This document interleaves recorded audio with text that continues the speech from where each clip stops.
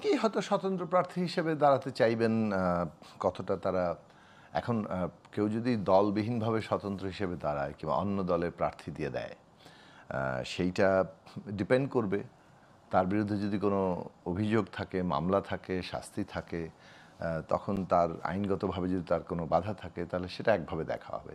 কিন্তু আইনগতভাবে যদি কারো বাধা না থাকে তাহলে তিনি যদি অন্য কোনো দলে একজন দাঁড়ান, তাহলে তো সেটা মানে তার দাঁড়ানোর বিষয়টা তো হতেই পারে।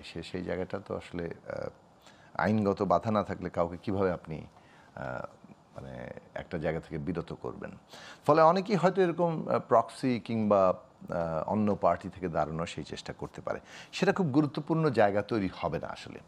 মূলত আসলে এখানে যে জিনিসটা দেখা দরকার যে আওয়ামী লীগ দুটো জায়গাতে নিয়ে কাজ করে। একটা হচ্ছে যে তাদের মধ্যে এত বড় গণহত্যা, মানে এই যে একটা জবরদস্তি করে মানুষের ভোটের অধিকার কেড়ে নিয়ে ক্ষমতায় থাকলো, লুটপাট দুর্নীতির এক অবিশ্বাস্য জায়গা তৈরি করলো, এবং সবচেয়ে বড় কথা হচ্ছে গুম খুন মামলা হামলা দিয়ে বিরোধী দল দমনে এবং সর্বশেষ হত্যাযজ্ঞ চালিয়ে মানে এই যে ত্রাস এবং হত্যার একটা মানে জায়গা সৃষ্টি করলো আওয়ামী লীগ। মিনিমাম কোনো রিমোর্স তাদের নাই।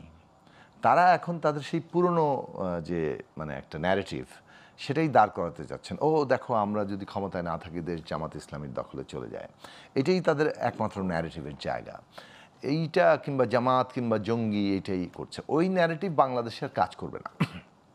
কারণ এইটা আপনি জামাত ইসলামী যদি শক্তিশালী হয়ও, এবং সেই শক্তিশালী করার জন্য তো আওয়ামী লীগ নিজেই তার এই রোল অনেক ভূমিকা রেখেছে, কিন্তু তাকে রাজনৈতিকভাবেই আপনার যারা তার বিরোধিতা করবেন তাকে তার রাজনৈতিকভাবেই মোকাবেলা করতে হবে। আপনি একটা শক্তিকে রাজনৈতিকভাবে মোকাবেলা করতে ব্যর্থ হয়ে গেলে তাহলে তো আপনার আসলে রাজনৈতিক জায়গায় দুর্বল হিসেবে। আওয়ামী লীগ সেই রাজনৈতিক দুর্বলতা নিয়ে জনগণকে সেই দুর্বলতা দেখাতে চাচ্ছেন।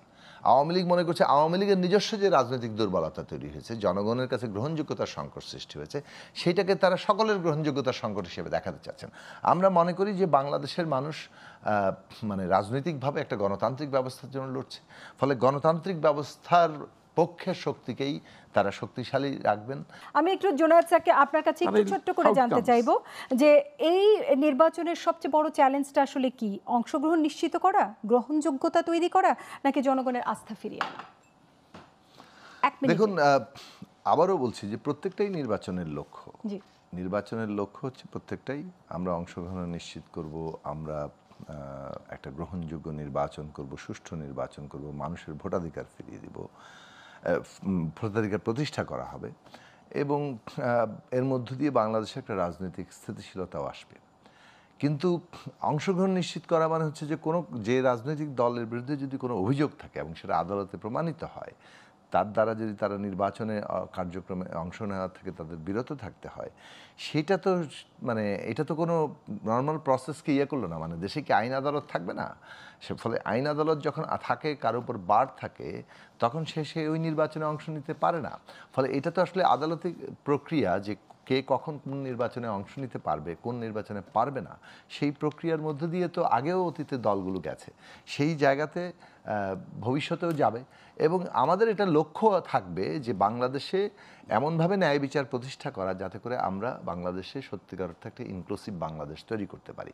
রাজনৈতিক যে ধরনের বাইনারি বিভাজন, দ্বন্দ্ব, সংঘাত কন্টিনিউয়াসলি সেটা লাগিয়ে রাখার আওয়ামী রাজনীতি যেভাবে চেষ্টা করেছে, এই জায়গা থেকে বাংলাদেশকে বের করে নিয়ে এসে একটা ইনক্লুসিভ জায়গা তৈরি করাটা আমাদের কাজ। তার ভিত্তি, তার জায়গাটা তৈরি করতে হবে। সেটা হচ্ছে প্রথমত সাংবিধানিক জায়গা, শাসনতান্ত্রিক জায়গা, কাঠামোগতভাবে সেটা যদি ইনক্লুসিভ হয় তাহলে তার ভিত্তি করেই এবং দেশে ন্যায় বিচার প্রতিষ্ঠা করার মধ্য দিয়ে আমরা ওই জায়গায় পৌঁছাতে পারবো। দেখুন, শক্তি যদি বলি আমি, যে বিএনপি এবং তার মিত্র শক্তি যেটা সাবেক সেটা ছিল, যারা বিএনপির সাথে একটা জোটের মধ্যে ছিল, যদিও পরবর্তীকালে বিএনপি সেই জোটটা ভেঙে গেছে এবং অনেকগুলো দলের সাথে আমরা সহ গণতন্ত্র মঞ্চ ভুক্ত 6টি সংগঠন সহ আরও বেশ কিছু ইন্ডিভিজুয়াল দল সবাই মিলে আমরা একটা যুগপৎ আন্দোলনে ছিলাম। কিন্তু বিএনপি কেন্দ্রে একটা বলয় আছে, এটা বলা যায়। জামাত এবং আরও বেশ কিছু দল আছে, ইসলামী আন্দোলন সহ, তারা একটা বলয় তৈরি করার চেষ্টা করছেন। এর বাইরেও যদি আমরা বলি, গণতন্ত্র মঞ্চ 6 দলীয় একটা জোট,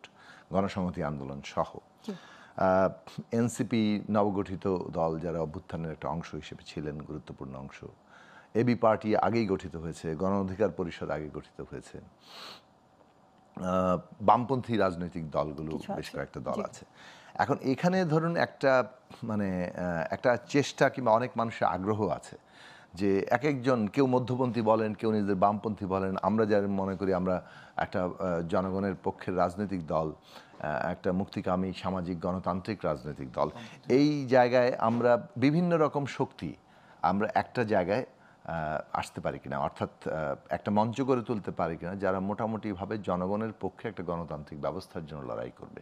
এবং এই লড়াইয়ের জায়গাটা হচ্ছে যে এর প্রধান দুটো দিক গুরুত্বপূর্ণ। একটা হচ্ছে গণতন্ত্র নিশ্চিত করা, দুইটা হচ্ছে যে গণতন্ত্র বলতে যেটা কেবলমাত্র ওই কেবল নির্বাচন নয়, এটা যে জনগণের অর্থনৈতিক মুক্তি, সাংস্কৃতিক মুক্তি,